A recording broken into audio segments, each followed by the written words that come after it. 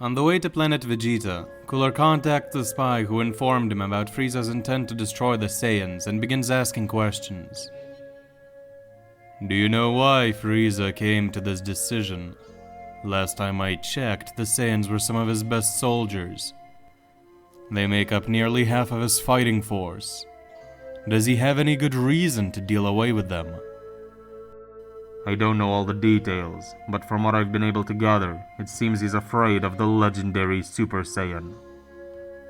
Cooler scoffs. And you're saying that's enough to make him want to wipe out some of his most formidable forces? An old legend told by monkeys sitting around a campfire.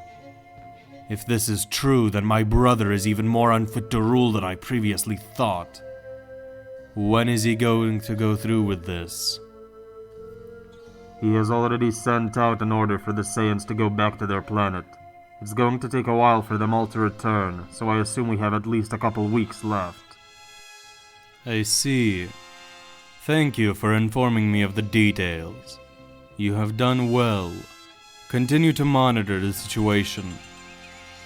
Cooler ends the call and sits down.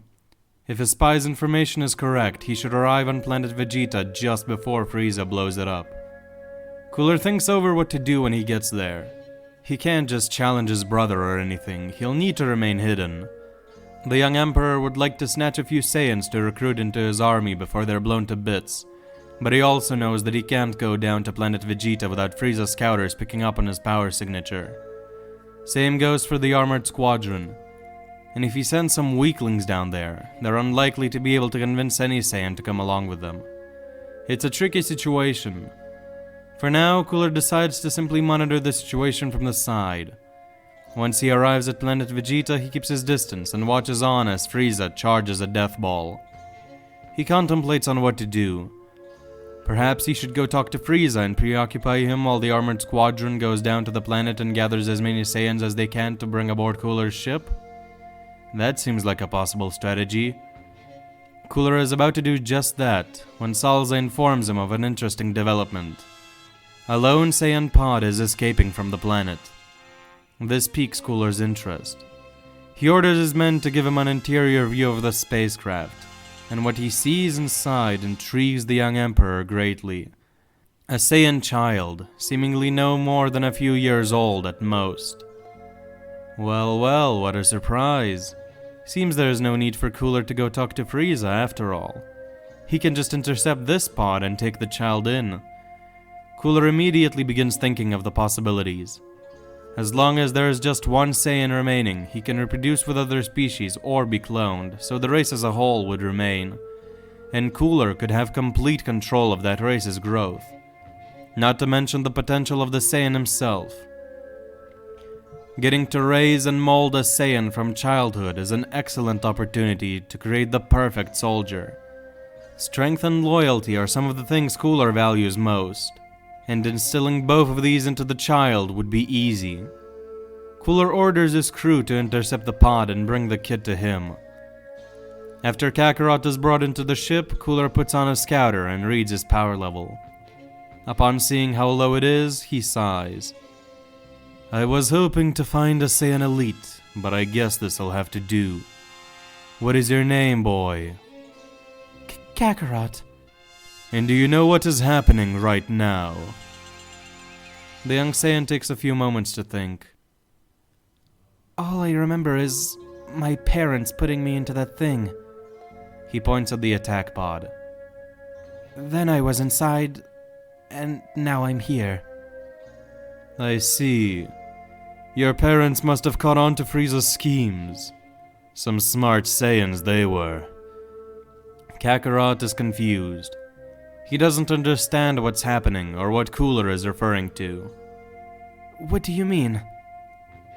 My brother is destroying your planet as we speak. Your parents are most likely dead. You don't have a home or family anymore. Kakarot tries to think, but the fatigue from everything that's happened sets in, and his eyelids start feeling very heavy all of a sudden. The last thing Kakarot hears before falling asleep is the stranger's voice. Welcome to your new home, Kakarot. With the child now sound asleep, Salza approaches Cooler. Master, what are we going to do with this kid? Take him to the soldiers' quarters. We will raise this child and mold him into the perfect warrior. He shall serve us well in due time. Perhaps he can even be the key that tips the balance of power in our favor when the time to clash with my family arrives. Over the next few years, Kakarot is taught proper manners and how things run in Cooler's ship. When the kid turns 4 years old, Cooler orders to begin his training. Now, like I said in the first part of the series, the traditional idea of training does not seem to exist in space, but there are still other methods to grow stronger. In particular, Cooler often visits planets with a high gravity and has Kakarot walk around there, getting used to that high gravity. Cooler also takes advantage of the Saiyan's ability to get stronger when they recover from wounds. He has some of his men spar with the young Saiyan daily. This accomplishes a few things. 1, it satisfies Kakarot's thirst for combat. 2, it makes him accustomed to fighting and grows his skill and cunning in combat since he's often up against people stronger than himself. 3, after such training sessions, Kakarot is often in pretty rough shape, so he's put in a healing pod and gains constant Zenkai boosts. They're not very potent since his injuries aren't super life-threatening, but they do pile up and over time Kakarot's strength increases very noticeably. Another thing is that Cooler eventually realizes that the soldiers sparring with Kakarot are actually gradually growing stronger too. Not by much, but little by little their power levels are rising. Weird. Cooler does some research into this and does some experimenting. In the end, he comes to the conclusion that, through fighting and exerting themselves, individuals can actually grow stronger. It's not just the Saiyans. When strain is put on a person's body, they become more powerful. This signifies to Cooler that if he himself fights and exercises his power regularly, he could actually improve his power level. This is amazing news for the young Emperor, and he begins to train in his free time by exercising his power on things like planets and stars. He often trains in the vacuum of space or finds harsh environments which only he can handle, and spends days or even weeks there, doing everything he can to grow stronger. And while progress is slow, Cooler does pick up on increases in his power. He also has his men do the same. The Armored Squadron, Cooler's regular soldiers, and Kakarot all go through regular training and sparring sessions in remote planets with high gravity and harsh environments. Of course, not as harsh as the ones Cooler himself goes through, but harsh enough to accelerate their growth regardless.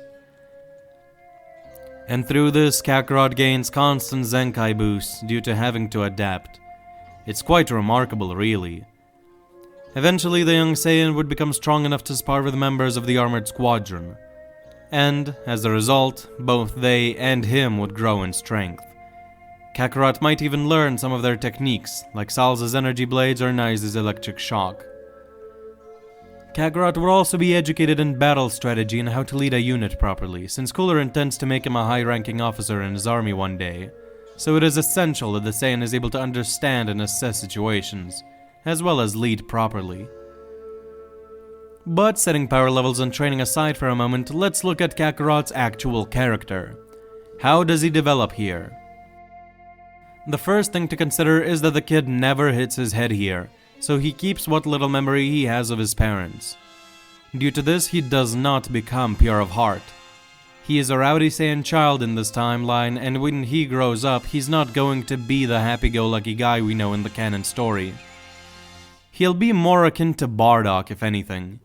Someone who's more passive and softer than a regular Saiyan, but still not above killing others and taking what he wants with force. And Cooler would sort of be a role model for him. Cooler to Kakarot wouldn't be anything like Frieza was to Vegeta. He would actually be a respectable and fair ruler who Kakarot would look up to a lot. Now, Cooler himself wouldn't be taking care of Kakarot all day. He has other duties to attend to and has other people taking care of the boy. But he would often check in on him and he would interact with the Saiyan a lot. So Kakarot would still view him as at least a semi-father figure. Cooler would also have no reason to hide anything concerning Planet Vegeta from Kakarot. He would tell him about Frieza, how he destroyed the Saiyans, and even about how he is still keeping a few of them enslaved. Cooler would use all this to make Kakarot form a distaste for the tyrant. Kakarot would be raised in good conditions, but he wouldn't be spoiled. After all, the Cooler Force is nowhere near as large or prosperous as the Frieza Force. They don't have the time or resources to waste on things such as luxury. And besides, Cooler wouldn't want Kakarot to grow up to be a spoiled little brat like his brother or Prince Vegeta. And speaking of the prince, Cooler does know about him and the two older Saiyans being kept by his brother. And he eventually wants to recruit them into his cause one day as well. But that can wait. For now, he'll just have his spies observe them from afar and watch their development. Once he gained a basic understanding of battle strategy and became more powerful, Kakarot would be sent on missions and even accompany the armored squadron on theirs, sort of becoming an unofficial fourth member of the group. And eventually, many years after first being brought into the Cooler Force, Goku hits his growth spurt and becomes a full adult. When Kakarot becomes 20 years old, Cooler finally decides to take his first direct action against Frieza. However, that will have to wait until the next part. For now, let's actually cover some power levels and establish where everyone is in terms of strength. Right now, Goku is 20 years old. For comparison, he was 19 at the end of original Dragon Ball, and 24 at the start of Dragon Ball Z. And at the start of Dragon Ball Z, he had a power level of 416. This was with training from several skilled masters, but with low gravity and tame environments. We later see that with less than 1 year in 10 times the gravity of Earth, Goku went from a power level of 416 to a power level of over 8,000, which is a jump of almost 20 times, which is pretty insane.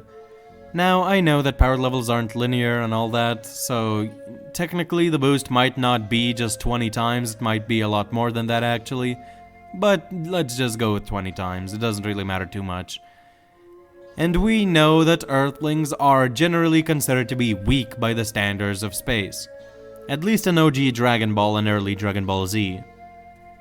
In this timeline, Goku would be getting plenty of Zenkai boosts, fighting with people stronger than himself constantly, and training in gravity way more than 10 times that of Earth.